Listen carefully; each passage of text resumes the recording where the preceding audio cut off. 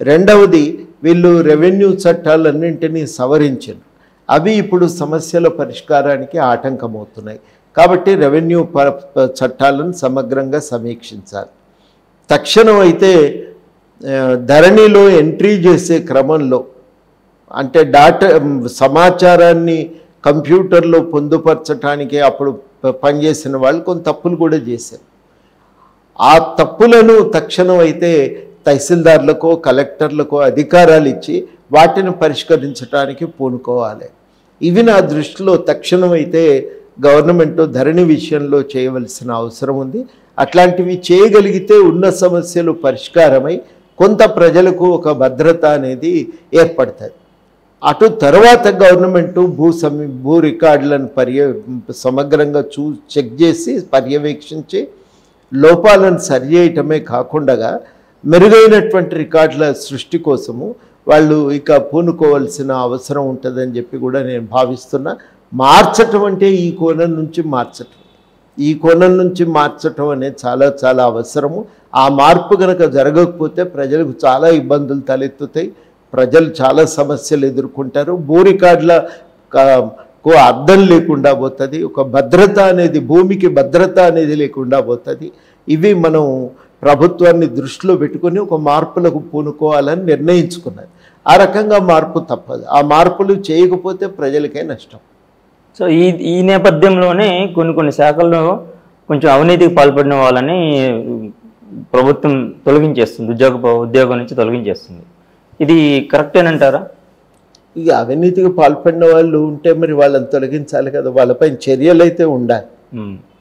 వాళ్ళపైన చర్యలు ఉండాలి. వాళ్ళు సుప్రీంకోర్టు ఇంకో తీర్పు ఏం చెప్పిందంటే సభలో తప్పు చేసినా అవినీతికి పాల్పడినా చట్టం కల్పించినటువంటి ఒక ప్రత్యేక హక్కులను ప్రివిలేజెస్ని అడ్డం పెట్టుకొని తప్పించుకోవటానికి వీల్లేదు.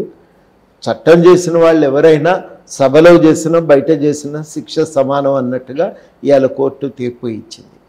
కాబట్టి ఇట్లాంటి అవినీతికి పాల్పడినటువంటి వాళ్ళపైన చర్యలు అయితే తీసుకోవాలి కదా, తప్పదు కదా. బీఆర్ఎస్ ప్రభుత్వం ప్రత్యేకించి కేసీఆర్ గారు మీ విషయంలో గతంలో చేసిన పొరపాట్లు కావచ్చు, తీసుకున్న పొరపాటు నిర్ణయాలు కావచ్చు, ఆలోచించుకొని ఒకసారి అంతర్మదనం చేసుకొని ఇప్పుడు మీకు ఫోన్ చేసి ఒకవేళ మీకు పదవి ఇస్తాను అంటే ఈ వచ్చే ఎన్నికల్లో మీరు దానికి అంగీకారం తెలుపుతారా?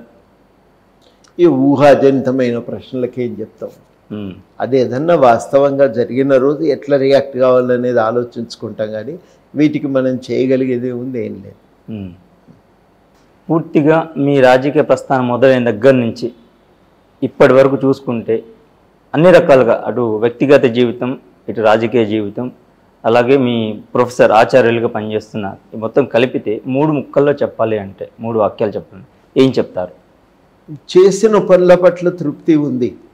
మేమేమీ తప్పుడు పనులు చేయలేదు. ప్రజాస్వామ్య పరిరక్షణ కోసమే కృషి చేసినాం జీవితం మొత్తం. ఒక పౌర హక్కుల సంఘంలో పనిచేసిన, తెలంగాణ కోసం కొట్లాడినా, ఇవాళ కాంగ్రెస్ పార్టీకి మద్దతు ఇస్తున్నా. మేము ఎంతసేపటికి మా లక్ష్యం ఒకటే, ప్రజాస్వామిక పాలన రావాలి, నిరంకుశత్వం అనేది అంతం కావాలనేది. అదే లక్ష్యం కోసం బతికినాం, భవిష్యత్తులో అదే లక్ష్యాల కోసం జీవిస్తాం.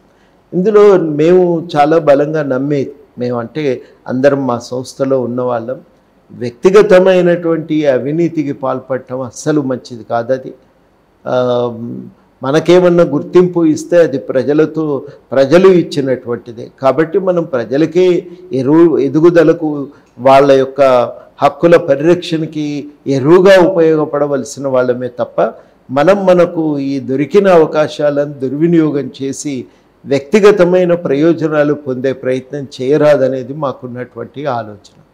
కాబట్టి ఎట్టి పరిస్థితుల్లో ఒక లక్ష్యం మాకుంది, అది ప్రజాస్వామ్య దేశంగా భారత్ బలపడాలి. ఆ ప్రజాస్ఫూర్తితో ఇక్కడి ప్రజల సంక్షేమం కోసం మాకు చేయగలిగేంత పని ఇదివరకు చేసినాం, భవిష్యత్తులో అదే దారిలో నడుస్తాం. ఒక తృప్తి ఉంది, మాకు చేతనైన కాడికి మనం ఏదో మంచి చేసినాం తప్ప తెలిసి ఎటువంటి తప్పుడు పనులు చేయలేదనేటువంటి ఒక తృప్తి అయితే మిగిలింది. ప్రజాగాయకులు గద్దర్ గారి గురించి, ఆయనతో ఉన్న సాన్నిహిత్యం గురించి ఏం చెప్తారు? గద్దర్ను మేము ఒక విద్యార్థి దశ నుంచి చూస్తున్నాం. ఆయన పాటలతో ప్రభావితమైనటువంటి వాళ్ళం. చాలా ఏ సమస్య మీదనైనా గద్దర్ కొత్తగా ఏం పాట పాడతాడనేది ఆసక్తిగా ఎదురు చూసేవాళ్ళం. ఆ పాట ద్వారా చాలా విషయాలు ఆయనలో నాకు నచ్చిన విషయం ఏంటంటే ప్రతి విషయము అర్థమయ్యేటువంటి రీతిలో గుండెకు హత్తుకునేటువంటి పద్ధతుల్లో చెప్పగలుగుతాడు. ఎంత సంక్లిష్టమైనటువంటి ఒక సిద్ధాంతం తెచ్చినా దాన్ని ప్రజలకు అర్థమయ్యేటట్టు చెప్పగలుగుతాడు. అది ఆయనకున్నటువంటి బలం. అటువంటి మనిషిని ఇవాళ మనం కోల్పోవటం బాధాకరం. వ్యక్తిగతంగా ఒక స్నేహితుడు పోయినట్టుగా మేమందరం కూడా బాధపడతా ఉన్నాం. గద్దరులో ఈ మధ్య కాలంలో చనిపోయే ముందు ఆయన ఒక ప్రజాస్వామిక రాజ్యాంగ స్ఫూర్తితో పనిచేయటం మొదలుపెట్టాడు. ఆ రాజ్యాంగ విలువలే గనక అమల్లోకి రాగలిగితే దేశంలో ఒక మార్పు సాధ్యం. ఆ మార్పు కోసం నిలబడదాం, పనిచేద్దాం అనేది ఆయన ఎంచుకున్నటువంటి మార్గం. ఇవాళ ఆయన లేడు, కానీ ఆయన అసంపూర్తిగా మిగిలిన కర్తవ్యాలనైతే మనం బలంగా ముందుకు తీసుకుపోవాల్సి ఉంటుంది. ఆయనకు కూడా పార్టీలో పదవి ఇస్తామని చెప్పేసి అని ఆయన కూడా పార్టీ కోసం పనిచేసి ఒక అనుకున్నంత ఆదరణ ఆయనకి దక్కక పార్టీ నుంచి కానీ పార్టీ నాయకుల నుంచి కానీ ఇది ఒక మనోవేదంతో కొంత ఆరోగ్యం దెబ్బతినిందనే మాటలు కూడా వినిపించాయి. ఇది వాస్తవేనంటారా? ఏ పార్టీతో? బీఆర్ఎస్ పార్టీకి సంబంధించి. బీఆర్ఎస్ ఆయన ఆరోగ్యం దెబ్బతినటానికి ఒక్కటని కాదు, అంతగా బీఆర్ఎస్ పార్టీ చేసిన అకృత్యాలతో అంత కుంగిపోయేటంతటి బలహీనుడు ఏం కాదు గద్దరు. వాటిని తట్టుకొని ఎదుర్కొని మార్చాలని ప్రయత్నం చేసినటువంటి వాడు. కాకపోతే ఏంటంటే సుదీర్ఘకాలం ప్రజల కోసం బతికిండు, ప్రజల కోసమే గజ్జగట్టిండు, పాట రాసిండు, పాడిండు, తిరిగిండు, సభలు సమావేశాల్లో మాట్లాడిండు. కాబట్టి గద్దరు అనేక కార్యక్రమాలు చేసి చేసి చేసి అలసిపోయినటువంటి వాడు, కానీ ఇట్లాంటి వాటి వల్ల కుంగిపోయేటువంటి తత్వం కాదు. అవి నచ్చలేదు ఆయనకి, వాటిని చూసి బాధపడ్డాడు. అది వాస్తవం. ఇది మారవలసిందే అని ఖచ్చితంగా ఒక నిర్ణయానికి వచ్చింది. ఆ మార్పుకు ఒక నిరంకుశమైన రాక్షస పాలన అత్యంత ప్రమాదకరం. అట్లాంటి రాక్షస పాలనను మనం ఆమోదించకూడదు, దాన్ని తిరస్కరించాలి, దాని ఓటమికి ప్రయత్నం చేయాలనేదే ఆయనకున్నటువంటి ఆలోచన. ఒక క్రిమినల్ పాలిటీషియన్ ఉండటం కంటే ప్రమాదం మరొకటి లేదు అనేది ఆయన స్పష్టంగా నమ్మిండు.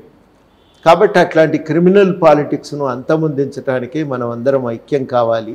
మనం అందరం కలిసి ఈ ప్రభుత్వాన్ని ఓడగొట్టడానికి, కాంగ్రెస్ను గెలిపించడానికి ప్రయత్నం చేయాలి అని మా అందరికీ కూడా చెప్పినటువంటి వాడు, మాతో పంచుకున్నాడు ఈ ఆలోచనలని.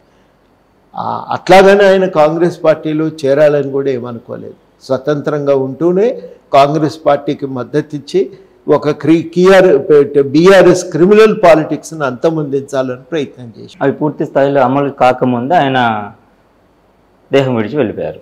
వాస్తవం అది. అంటే ఆ మార్పును కూడా చూసిపోతే బాగుండేది కదా అని మాకు అనిపించింది.